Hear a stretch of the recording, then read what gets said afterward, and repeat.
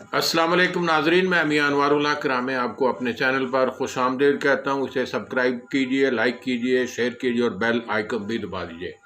حضرات محترم، دنیا ہمیشہ تغیر و تبدل کے زد میں رہتی ہے۔ اس عالم کائنات میں چائنا بھی اپنا راستہ تلاش کر رہا ہے اور عالمگیر قوت کا، تجارت کا تاج پہننے کے قریب ہے۔ چائنا نے جو تعمیر و ترقی کا سفر طے کیا ہے وہ ساری اقوام کے لیے قابل تقلید مثال ہے۔ چائنا نے مستقل محنت کی بنیاد پر صنعتی اور ٹیکنالوجی میں ترقی کر کے اپنے آپ کو اس قابل ثابت کیا ہے کہ وہ دنیا کی صنعتی ترقی کا، تجارتی ترقی کا تاج پہن سکتا ہے۔ اور پھر جب ایران اور چائنا کے درمیان معاہدہ ہوتا ہے، وہاں جو سب سے اہم بات پہلے بھی ذکر ہو چکا ہے، $400 بلین کا معاہدہ ہے۔ اور پھر ایران کے جو ایرانین سپریم سیکورٹی کونسل کے جو سیکرٹری جنرل ہیں جناب ایڈمرل علی شمخانی صاحب، انہوں نے کیا فرمان جاری کیا وہ بھی قابل تعریف ہے۔ انہوں نے یہ بات کہی ہے کہ ہم ایکٹیو ریزسٹنٹ پالیسی پر عمل پیرا ہیں، یعنی ایسی مؤثر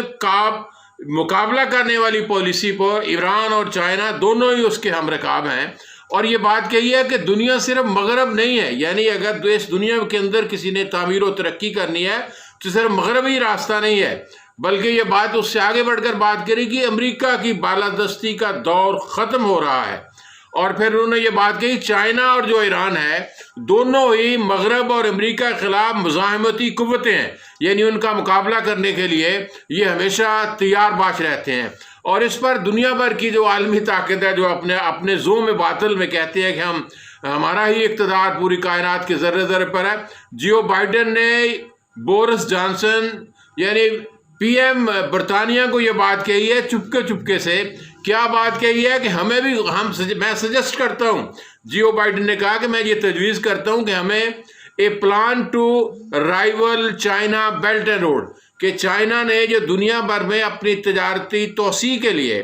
جو ون بیلٹ ون روڈ کا منصوبہ دیا، ہمیں بھی اس کا متبادل دینا چاہیے۔ یعنی وہ اس سلسلے میں چائنا کی پیروی کرنے کے خواہش مند ہے کمزور دلی کے ساتھ۔ اور پھر ایران کا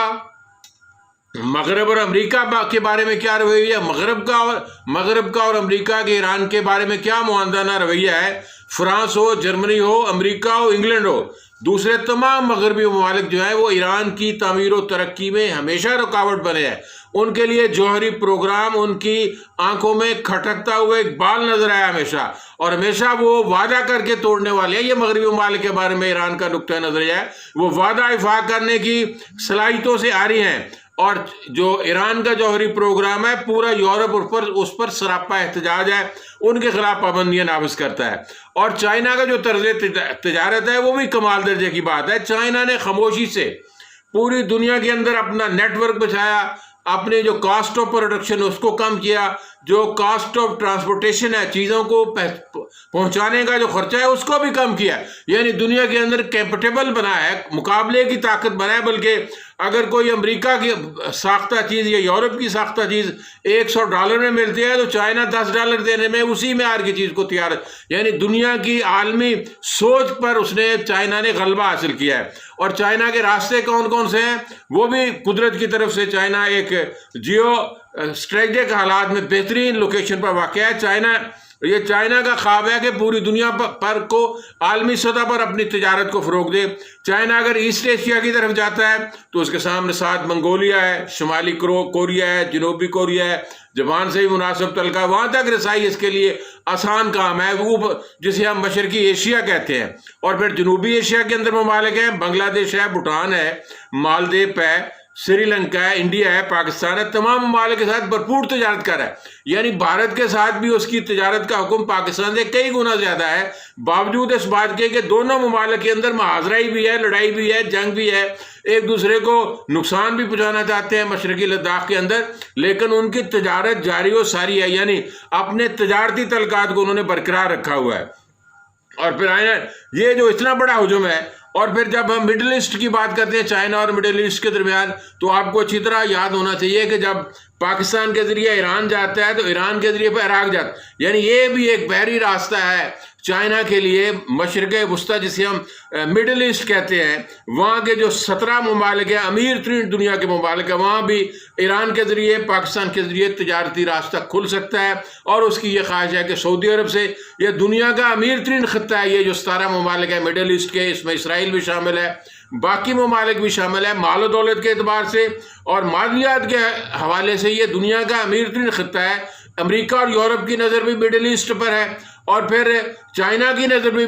مڈل ایسٹ پر ہے کہ یہاں کے جو ذرائع پیداوار ہیں، جو وسائل ہیں، گیس ہے، اس کے بعد تیل کے ذرائع ہیں، نیچے معدنیات ہیں، ان کا خام مال لے کر انہی ممالک کے اندر فیکٹریاں لگائے، یا اور جہاں سستی سے چیپ لیبر میسر ہے وہاں فیکٹریوں کو علیحدہ کر دے۔ اور پھر امریکہ اور یورپ کے اندر بھی درمیان بھی یہ چپکلش موجود ہے کہ امریکہ اور یورپ چاہتے ہیں کہ مڈل ایسٹ پر ان کا قبضہ ہو تجارتی حوالے سے، اور چائنا کی خواہش ہے کہ پاکستان کے ذریعے، ایران کے ذریعے یہ تمام معاملات کو آگے بڑھائے۔ اور پھر اسلحہ فروخت کرنے پر آپ کو اچھی طرح یاد ہے کہ جیو بائیڈن نے امریکہ کے جیو بائیڈن نے سعودی عرب کو اسلحے کی فروخت پر کو فروز کر دیا تھا۔ اس سے بھی پھر سعودی عرب کی آنکھ کھلی، انہوں نے کہا کہ ہمارے لیے دوسرا راستہ روس اور چائنا کا بھی راستہ ہے، ہم وہاں سے بھی اسلحہ خرید سکتے ہیں۔ اور پھر چین اور سینٹرل ایشیا جو ہے، آپ چین کے ساتھ اگر پاکستان میں آتا ہے، پھر افغانستان میں جاتا ہے، پھر آگے کرگزستان ہے، ازبکستان ہے، تاجکستان ہے، روس کے کچھ علاقے ہیں، آذربائیجان ہے، آرمینیا ہے، یہاں تک بھی چائنا کی رسائی ہوتی ہے اسی راستے کے ساتھ۔ یعنی چائنا کے پر جو ہے وہ پوری دنیا کے اندر وہ چائنا اپنے تجارتی پروں کو پھیلا رہا ہے۔ اور پاکستان چین کے لیے کیسا ہے؟ پاکستان میں سمجھتا ہوں چین کے لیے ایک گولڈن اپرچونٹی ہے، اس لیے کہ چین نے جہاں بھی اپنے پر پھیلانے ہیں، چاہے وہ مڈل ایسٹ کی بات ہو، ایران کی بات ہو، یا پھر وہ سینٹرل ایشیا کی طرف اس کے جانے والی بات ہو، تو جہاں بھی جن ممالک کے اندر بھی وہ جانا چاہتا ہے، اگر یورپ کے اندر بھی رسائی چاہتا ہے تو پھر اسی وہ ایران کا راستہ اور ترکی کا راستہ اور پھر ترکی سے یورپ کا راستہ استعمال کرتا ہے۔ یہ تمام راستے جو ہیں وہ چائنا پاکستان کے لیے اور پاکستان چائنا کے لیے انتہائی ناگزیر ہے۔ اور جو لوگ یہ غلط فہمی پیدا کر رہے ہیں کہ پاکستان نے سی پیک کو بند کر دیا، میں نہیں سمجھتا کہ کوئی بھی حکومت اس بات کا رسک لے سکے کہ پھر ایک چائنا کا کمال یہ ہے